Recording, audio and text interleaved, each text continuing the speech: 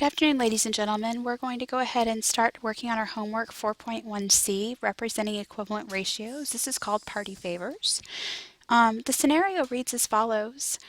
You are making small bags of candy to give your friends as party favors. You are placing 3 red peppermint candies and 2 yellow lemon candies in each party favor bag. One thing that you're going to need is you're going to need 1 red and 1 yellow Crayola marker or crayons or colored pencils, whatever you've got at home. Just a red and a yellow. Let's go ahead and continue. So what we're going to do is take the information in the problem and put it into the table. So it says you are placing 3 red peppermint candies and 2 yellow lemon candies in each bag. So number of red candies in a bag is 3, so we're going to write the number 3. Number of yellow candies is 2. And we're going to take our red and our yellow and model that. So I'm going to have 3 red dots and 2 yellow dots.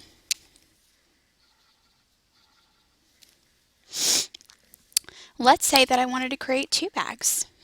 Well, if I want to create 2 bags, I need another 3 red candies and another 2 yellow.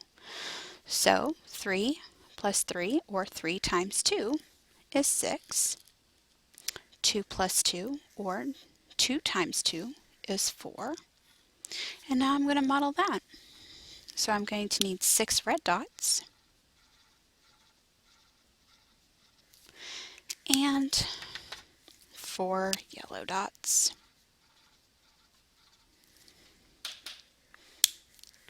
Continuing the ratio, I need 3 bags. So that means I'm going to multiply red, the number of red candies, 3 by 3. 3 red candies, 3 bags makes 9. 2 yellow candies, 3 bags makes 6. 2 times 3. So now we're going to go ahead and model that again. I need 9 red and 6 yellow.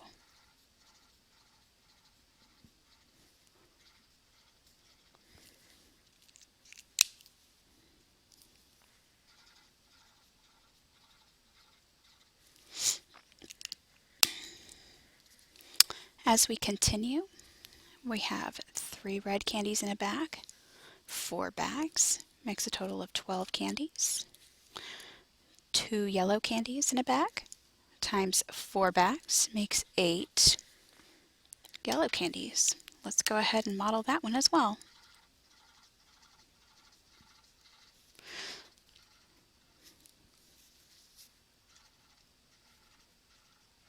Ooh, that's a lot of yellow candies there. Or red candies, excuse me. And then we need 8 yellows. Now I know that I went off the paper, but that's okay. It happens. You got to do it sometimes. All right, so let's move on. Let's answer our questions. It says how many red peppermint candies are there for every 2 lemon candies? Well, let's go up to our table, and we had 2 yellow lemon candies up here at the top. And therefore, we need how many red? 3. So we're going to put 3 red as our answer to that question.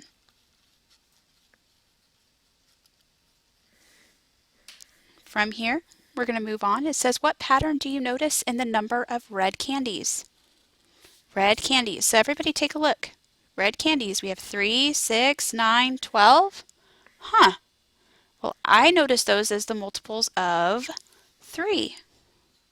So the pattern is that these are the multiples of 3. What pattern do you notice in the number of yellow candies? Well, let's look at our table again. 2, 4, 6, 8. I see a pattern, and I see that these are the multiples of 2.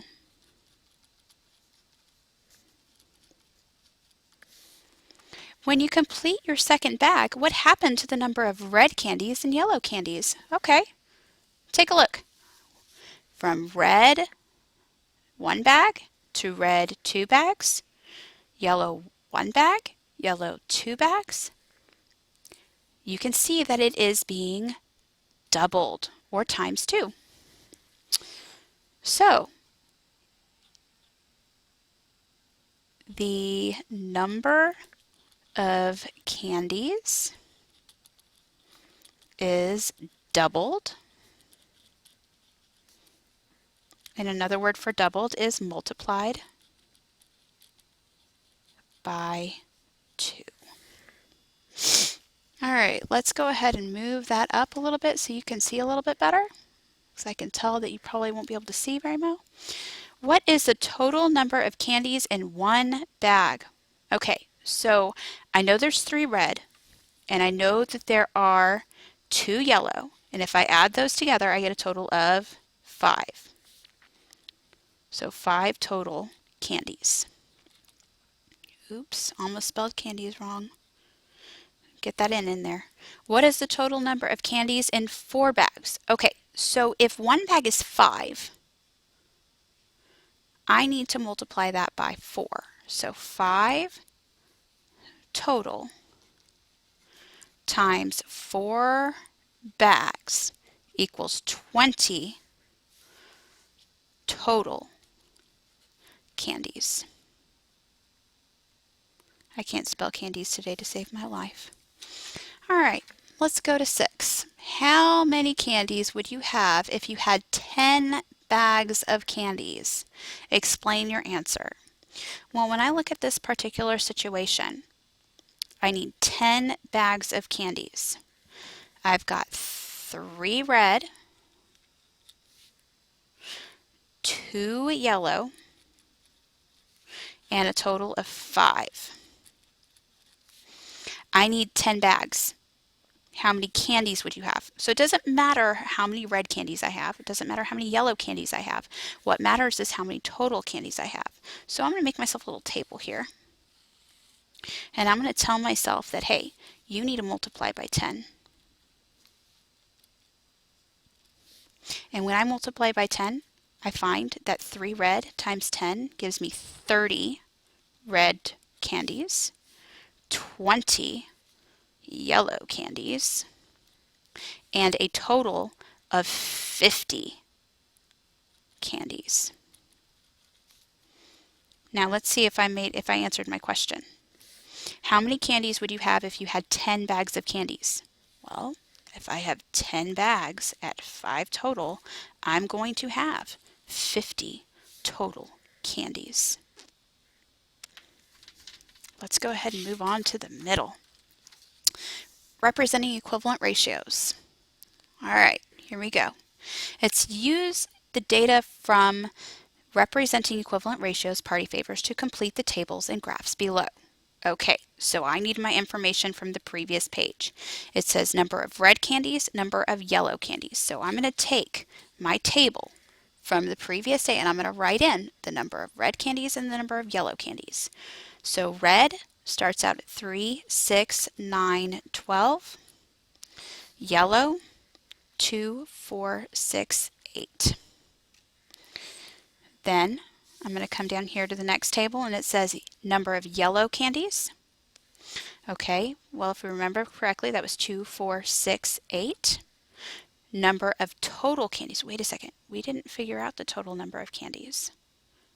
So if I come over here and I look at my original sheet, I can tell that if I add the red and the yellow, I'm going to get my total candies. So 3 plus 2 is 5. 6 plus 4 is 10. 9 plus 6 is 15. 12 plus 8 is 20. And I'm going to continue going down the page. You guys are going to do number 3 on your own. All right? So number 3 is on your own. Let's come up here to the top and we're going to graph these. Let's take a look at our relationship. It wants red candies to yellow candies. Okay, so my X is red, my Y is yellow. So red is 3. Oh, wait a second, there's no 3 there. But you know what? I know that in between 2 and 4 is the number 3. And I'm going to go up 2 candies for yellow and place a dot. 6 is my X, go to the right 6, up 4, place a dot for yellow. Go to the right 9. Oh, look, I've got another problem. There's no 9, but halfway between 8 and 10 is 9. Then I need to go up 6. 2, 4, 6. Place a dot. 12 and 8. Go to the right 12. Up 8. Place a dot. Did you notice that it kind of looks like it's making a straight line? How interesting. Let's move on. We're going to graph the second one. Go to the right 2. Oh, wait a second. Hold on. Yellow candies is X. Total candies is Y. Go to the right 2. Up 5 and place a dot. Now again, I noticed that there was no 5 there, so I estimated that 5 is halfway between 4 and 6, and we all should know that it is. 4, 10, go to the right 4, up 10. Go to the right 6, up 15. Oh goodness, again, halfway between 14 and 16 is 15. And finally, to the right 8, up 20. Wow, that one kind of looks like a line too. But it doesn't look like the same line. This one's more shallow. This one's more steep. Okay, the third graph you need to do on your own. Let's head over to the third page. It says, how are the tables alike? How are the tables different? How are the graphs alike? How are the graphs different? So what I need for you to do is after you have created your table, your third table, and your third graph, you need to go through and answer these 3 questions. From here, let's go on to question number 8. It says, how many yellow candies would you have if you had 18 red candies? Okay, 18 red candies. Well, I need to figure out what to do there. I know that I have 3 red, I have 2 yellow, and I'm going to have 18 red.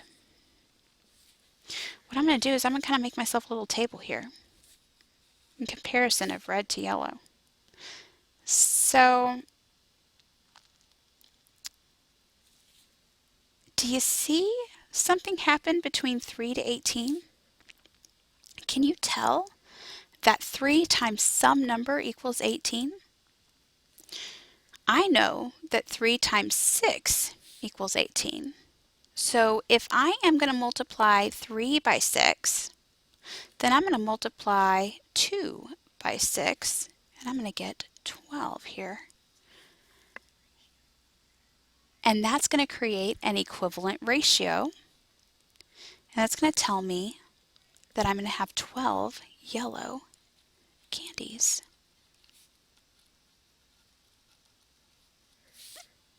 So we can use equivalent ratios to find the missing piece in a word problem. Let's try it again. It says, what strategy could you use to check your answer to problem 6 in representing equivalent ratios? Well, if I go back to problem number 6 in representing equivalent ratios, let's see if we can find problem number 6. Oh, I don't know where problem number 6 is. Oh, here. Did y'all notice that we did almost the exact same thing as question number 8? We wrote what's called an equivalent ratio. And in doing so, we could check our answer that way. Oh, wait a second, we already did. Interesting. So, writing an equivalent ratio using, do y'all know what that little 6 is there? Times 6? Or the times 10 here? That tells us how many bags we're going to have. And it's also called a scale factor. We talked about that a couple days ago when we were taking our notes on ratios. Let's go ahead and move on. Number 10. What does the ordered pair 0, 0 mean in each graph? Okay, well, X was the number of red,